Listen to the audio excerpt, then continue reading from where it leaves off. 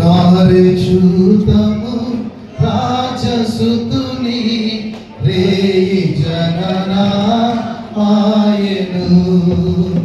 రారే చూతము రాజసుతుని రేయి జననా ఆయను.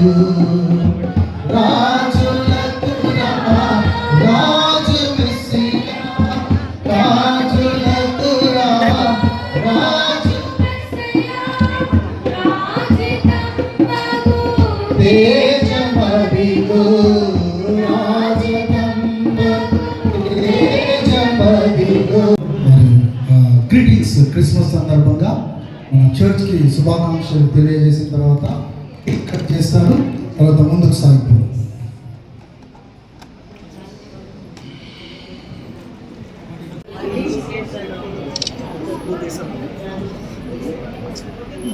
కదిరి నియోజకవర్గంలో ఉన్నటువంటి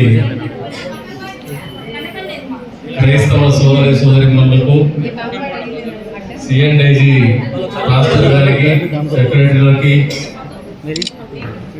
కమిటీ సభ్యులకి అందరికీ కూడా క్రిస్మస్ శుభాకాంక్షలు. Merry Christmas. అదేవిధంగా మీకు అందరికీ కూడా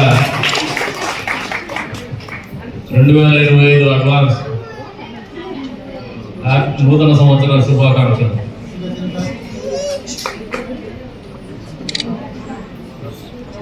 క్రిస్మస్ సందర్భంగా మొన్న వచ్చినటువంటి సంబరాల సందర్భంగా మీకు చెప్పుకున్నాను. ఇక్కడికి వచ్చిన తర్వాత బాగా బ్రైట్నెస్ వచ్చింది. బ్రైట్నెస్ వచ్చిందంటే మీ జీవితాల్లో సంతోషం ఉంది నాకు. ఈ బ్రైట్నెస్ రెట్టింపు కావాలని చెప్పేసి, మీ సంతోషం కూడా రెట్టింపు కావాలని చెప్పేసి, మీ జీవితాల్లో ఒక మంచి మార్పు భవిష్యత్తులో రావాలని చెప్పేసి కూడా మనస్ఫూర్తిగా ఈ క్రిస్మస్ సందర్భంగా ఆ భగవంతుని ప్రార్థిస్తాము. అదే రకంగా ఏర్పడినటువంటి ఈ ప్రభుత్వం చంద్రబాబు నాయుడు గారి నాయకత్వంలో క్రిస్టియన్ల కోసం మీరు ఒకసారి ఆలోచన చేసుకుంటే, మీరు మా వాళ్ళు అనుకున్న వాళ్ళు మీకు ఏం చేసినారో, ఏం మేలు చేసినారో నాకేదో తెలియదు, కానీ పరమదిన రాజకీయాలు మాట్లాడదలుచుకోలేదు.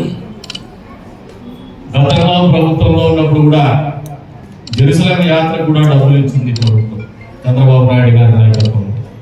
అదేవిధంగా విదేశీ విద్య చదవాలంటే కూడా క్రిస్టియన్ సోదరులకు, మైనారిటీ సోదరులకు అవకాశం కల్పించింది. అదే రకంగా ఇమాం సోదరులకు కూడా గౌరవ వేతనాలు చెల్లించింది. గత ప్రభుత్వ హయాంలో బంద్ అయితే ఆ బంద్ అయినటువంటి పీరియడ్ కూడా కొత్తగా ఏర్పడినటువంటి ప్రభుత్వం మన రోజున గౌరవ వేతనం చెల్లించింది. అదేవిధంగా పాస్టర్లకు కూడా గౌరవ వేతనం అందిస్తూ ఉంది. ఈరోజు మా ముందుగా క్రిస్మస్ సందర్భంగా మరోసారి చెప్తున్నాం, మొన్నటి రోజు కూడా ఒక ఆలోచన రండి. ఎవరైతే సమాజ హితం, ఎవరైతే మనందరి ప్రభువు యేసు ప్రభువు ఆయన జీవన విధానంలో మనకు తెలియజెప్పినాడో 10 మంది కోసం బతకాలనే ఆలోచన విధానం. ఖచ్చితంగా ఈ ప్రభుత్వం 10 మంది కోసం, సమాజం కోసం, ఈ రాష్ట్రంలో ఉన్నటువంటి ప్రతి వర్గం కోసం పనిచేస్తున్నటువంటి ప్రభుత్వం. మీ జీవన విధానమే ఈ ప్రభుత్వం యొక్క జీవన విధానం కావచ్చు, పరిపాలన విధానం కావచ్చు, అభిమతం కావచ్చు అనేది మీరు బలంగా నమ్మమని చెప్పేసి కూడా మిమ్మల్ని అందరినీ కూడా కోరుతా ఉన్నాను. అందుకనే కులాలకు, మతాలకు అతీతంగా కూడా ఎన్నికల సమయంలో మీ దగ్గర రావాలని చర్చలేదు. ఈరోజు మీ దగ్గరికి వస్తున్నాం. నాకు ఎన్నికలు లేవు, ఓట్లు అడగడము, దాన్ని సద్వినియోగం చేసుకోమని చెప్పేసి కూడా మరొకసారి ఈ వేదిక మీద నుంచి వాళ్ళని కోరుతూ ఉన్నాను. ఈ అవకాశం మీరు వినియోగించుకోమని చెప్పేసి కూడా కోరుతూ ఉంటాను.